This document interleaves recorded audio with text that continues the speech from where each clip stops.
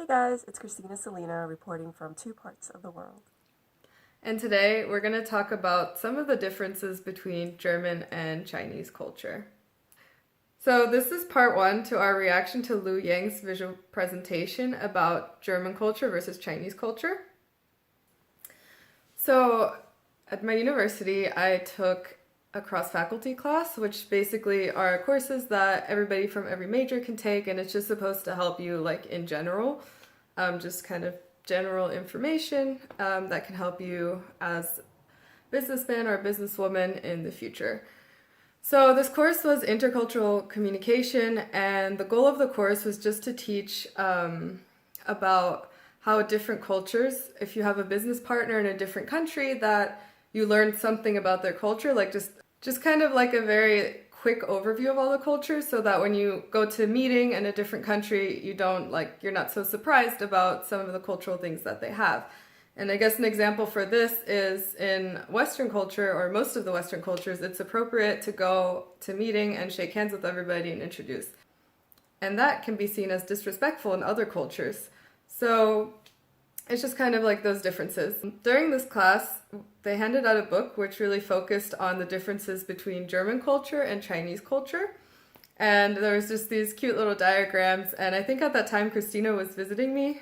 And I showed her and her mom the book. And we kind of had like a cool conversation about it and how a lot of the things are really accurate, but they just don't define the culture as a whole. So even if you're German or Chinese and these things don't apply to you, it's not like a general, it's not like a specific thing to each person. It's just kind of a general overview for you to kind of help understand the other culture.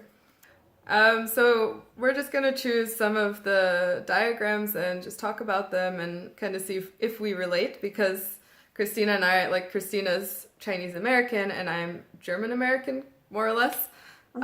So just to see like how much of that culture has embedded within us and how much is not.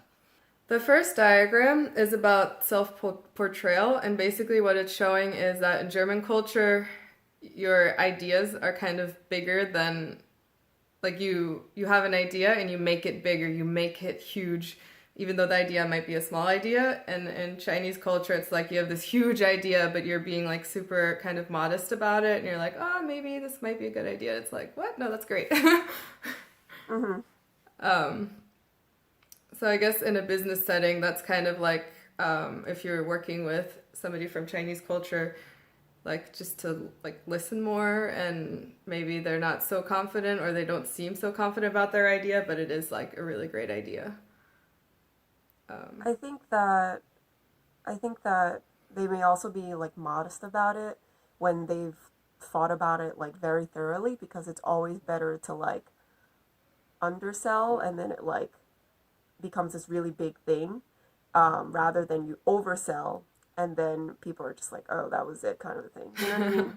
Like, like you would rather like set low expectations, or set like a, not like a poor expectation, just like a lower expectation, so that when you deliver, it's a higher like delivery. Yeah. Whereas when you're setting a really high bar, and if it doesn't actually meet or hit what the person was expecting, then it will be kind of like a letdown. So, Well, I guess we get to this a bit later as well in a different diagram, but I think what in German culture you think is important is that they use my idea, whereas like I think mm-hmm. maybe in Chinese culture it's more important that the idea is good. So that's why Germans like would rather speak big about their idea, because like they want people to use their idea. Right. I think, well, I've never worked in China or in Hong Kong, but from what I heard, I think that we're not really supposed to like speak up to your like boss or your manager, because they're supposed to know more than you, right? So then it would be disrespectful to speak like over them in a way. So the second one is a portrayal of like your feelings inside, where in Germany, if you're angry, you show that you're angry, I guess, or if you're sad, you show that you're sad. If you're happy, you show that you're happy. And this is definitely something that I have a problem with, where I can't hide what's on my face. It kind of gets me in trouble sometimes. Mm-hmm. And I Yes, guess definitely. I'm like, Selena, stop that. like, I Stop didn't that, know I please. was making a face. when somebody says something stupid, I'm like, There was actually this one time you were told by a cameraman, you see this face that I just took a photo of? Don't ever make that face again. I was dancing and he showed me a picture of myself as I was dancing. He's like, don't make that face again. Face ever again. Yeah, so I guess in Chinese culture, it's the opposite, where you kind of always, like, you might be really angry, but you show, like, a happy face, I guess. Mm-hmm. Is that true? I don't. Well, I don't think it's like we're showing like a happy face. I think it's kind of just like we really don't believe in like waving our laundry in people's faces unless like they're really close. But even with that, like, I think we just tend to be more like reserved and private people. So I feel like Christina already kind of talked about this one a little bit, but it's like the boss and how he fits into the system of the company. And like in Germany, he's just like slightly above, but like you can still go out to lunch with the boss, like that's completely acceptable. And something they said in my course is like in certain cultures, and I think also in Chinese cultures, it would be completely inappropriate to like go to lunch with your boss or like have like a friendly conversation that's not about work and like putting yourself at the same level. Mm-hmm. Mm-hmm. Well, like I said before, I've never worked in China or Hong Kong, but I mean, China probably not, probably can't do that. In Hong Kong, I want to say that's true, but also like maybe with like as we're moving forward, I feel like people are becoming more liberal about certain things. Mm-hmm. So I wouldn't say it's like the same as here in America, but I think it depends on like the company and because like some companies are global companies, right? So then they have different like etiquettes than if the company was just in Hong Kong, Yeah. let's say. I feel like in Germany it's even like really okay to go for a beer after work with your boss and stuff, and that's like super chill. Mm-hmm. Okay. Next one. So this one's a bit interesting where like how networking works in both countries. Where in Germany it's like you kind of network really directly, like I know you, you know me, and that's the network that we have, and then you kind of spread from that, I guess.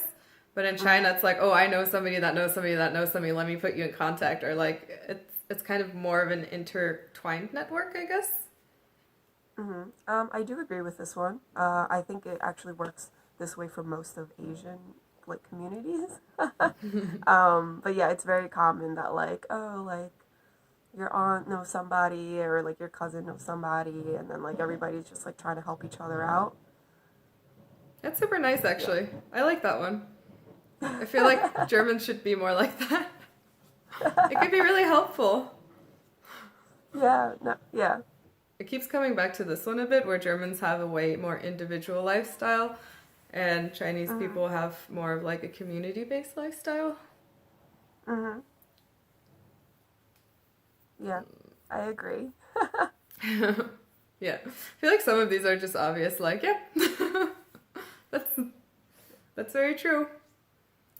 But I think it does show a bit in the culture, like that Germans like to be independent and like kind of achieving something on your own. I think has like a big weight somehow in our culture. So this one is like quite interesting to me, where it's like the German one is like what you mean and what you say is like straight line, like really direct. And I guess Chinese culture is not like that. Yeah, I mean, I think that it's very important for us to not try to sound disrespectful.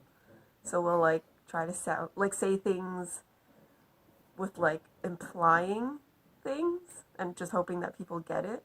And I think that this is actually something that I really struggled with as I grew up. And then she met me. Just kidding. Yeah, yeah. Yeah, because I'm always trying to like tell somebody something but not be rude about it. And then when I'm straightforward about it, then like people get offended. So I'm not sure where that line is here. Or maybe, people just get offended at everything nowadays. That was so sassy. Yeah, I think I'm definitely a person that like if something's on my mind, I'll say it like right away. Like even I guess in Yeah. our friendship, even like if something happens, I'm like quick to be like, like I don't know, whatever. Yeah. And And then I Chris, don't get offended. no, Like if you're right, I don't get offended by it. if I'm right, but I don't Like mean if to it's something like, that makes sense. yeah. But I don't say it to Yeah. offend. I guess like an example of me being maybe a bit too direct is we had like these long desks at work, and my coworker kept like I felt like he was just inching more and more into like my half of the desk, and he was like, and I was like, hey, I think you're using more than half the desk. I'm starting to feel a bit like crammed on the end. And he was like, no, I'm not. I pulled out a tape measure and measured the desk. It was like, boop, right here. And then he had to like move all the stuff back to his side. And I feel like that was like a really direct way to solve the problem, but like it solved itself in like a matter of seconds. Whereas like if I hadn't have said anything, or if I was just like somehow hinting at the fact that he was using half the desk, that problem would have never been solved. Right. Right. So I guess here's like an example of two different ways like to stand in line for something. I feel like Germans are Mm. very like after another. Mm. I was like, Christina flew in and we were at the airport. My mom was at the bakery, and I guess there was like some confusion about who was like in line first, but the line was like a bit long. I was like just talking to Christina, and this lady goes to my mom and was like, I stood in the back of the line, like basically saying that like my mom cut, like she did stand in the back of the line when she got there. My mom was like, good, that's where you should stand. And I was like, what? And Christina was like, what'd you say? What'd you say? I was like, that was so sassy. But I guess Chinese Yeah, culture is like so more of a herd. yeah, like I think that like to what we were saying earlier, I do think that like we do have a big sense of community, especially when it comes to family. Um, so I think there's different tiers of like community. I think there's family, and then there's like your people. Like if there's foreigners, then like you're obviously going to like go with your people rather than a Mm-hmm. foreigner. But I do think that like if we were all standing in line, or like let's say they're giving out something for free or something like that, I think that like everybody's kind of like one for themselves kind of a thing, like out for themselves. Like I don't think that like I think that people are so fixated on like, oh, I need to get one for me, and Mm-hmm. like then they don't like care about other people Um, because you're not in their like community, you don't right? know Like if them, yeah. yeah, but if it was like a whole bunch of foreigners and you and another like Chinese person, then it's different. It's actually another funny story I just thought about. We were at these games, like just sports games, Mm-hmm. and after the day of sports, there would be like a buffet style meal, or like you just go through and Mm-hmm. take what you want, and there was like no seating. It was like really informal, and like Mm-hmm. Team Liechtenstein, that like we were consisted of a lot of German, Swiss, like Austrian, mixed with like other cultures as well.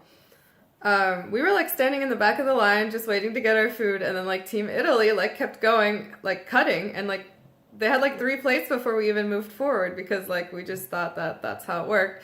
And when I finally got food, this guy like on the Italian team was like, is that all you're eating? Like basically judging me because like Yeah. we just did sports all day and I'm not even eating a full meal. And I was like, well, some people already had like three plates and I'm just getting my first one. And he was like, that was me. That was me. I did that. I was like, yeah, that's why I'm saying it. Yeah, well, that's all they had left. Yeah, I didn't have a choice. Like they were bringing more food, I think, eventually. But like at the time that I got Mhm. to the front, that's all that was there. So I think with like buffet style, I think it's similar to like the last like image that you had shown, where like I think that people are all trying to get it for their family. Like, Mm-hmm. oh, like I mean, like you know how like at a buffet, like I don't know, crab legs or something is Mm-hmm. expensive, right? So for us, like our mindset is like we're not gonna go to a buffet to eat like I don't know hot dogs. Like Yeah, we're gonna go to a that's buffet true. to eat like crab legs. So then every time they bring it out, we grab. Well, not we. Like I don't do it, but people will try to grab like a whole bunch so that they can like bring it back for their family. But Mm-hmm. little do they know, like somebody else in their family is like doing the same thing, you know? But like if there's like, I don't know, 10 families that are Chinese at the buffet, then like they're all doing it and everybody's trying to crowd to like get the thing to provide for their family, right? Yeah. Okay, I think this last one is also kind of said a bit before, where we tackle a problem like head on. Like if there's something, we tackle it right away. And I think in Chinese culture, it's a bit more like you maybe go around the problem a bit and hope it. Are you Chinese now? Anyway, but but I think we just like want to avoid. I think we just want to avoid any conflicts or problems with things, because I think that we just want to go the smoothest route, and in our head, the smoothest route that like benefits everybody is the is the route with the least problems and the least confrontation. Yeah. Yeah. So let us know if you know of any like German, Chinese, or any other two cultures that are very different from each other, and comment below and let us know. Yes.